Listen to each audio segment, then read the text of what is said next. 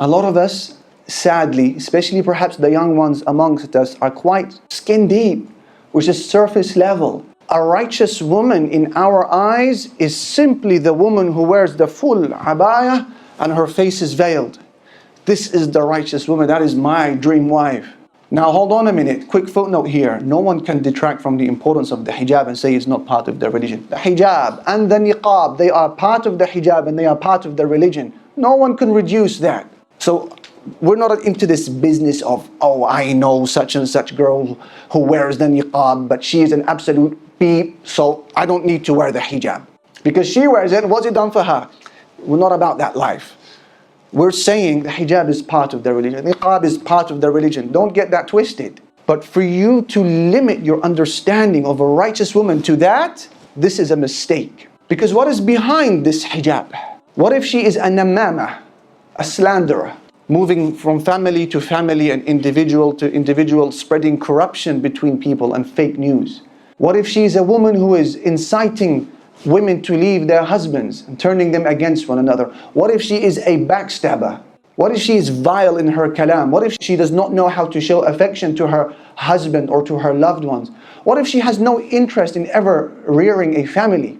A chameleon, changing color according to the context that she's in. If she's with the righteous people, she's a righteous person. If she's with backstabbers and slanderers, she's just like them. This is a righteous woman because she wears the hijab and niqab. This is shaitan in hijab. And that's why the Prophet ﷺ, when he was asked about a woman, he was asked about two women. Messenger of Allah, we know of a woman who prays so much in the night.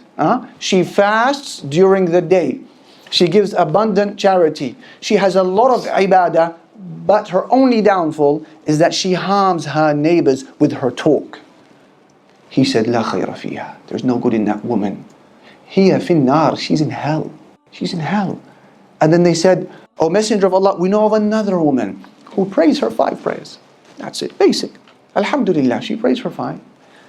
And she gives bits of curd in charity, athwar, but she doesn't harm anyone with her talk. He said she is in paradise. What is righteousness? You have a good woman of akhlaq and religion and she's wearing this ideal hijab. Alhamdulillah, light upon light. But what is a righteous woman in your eyes? Righteousness is also about mu'amala, dealing with people. It's also about a purity of heart.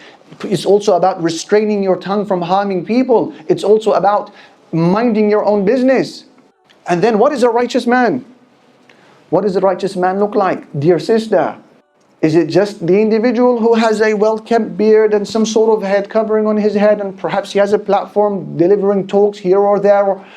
This is the righteous man. This is perhaps part of righteousness, but is it righteousness? What do you know about this person behind his imam and behind his thawb and behind closed doors? What does he do? We don't want to think bad of people, but have you done your investigation? Or is it just a question of a DM, please marry me, you're so righteous? How do you know? What about his finances? Where does he get his money from? Is this person at odds with his mom and dad?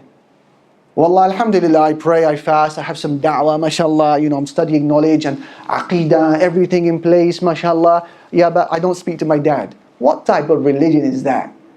What type of hoax is that? You don't speak to your dad. Shuhad al-kalam, what is this? I have fallen out with my mom. What religion do you follow? Wallah, he's practicing. This is what I'm saying. What does a religious man and woman look like?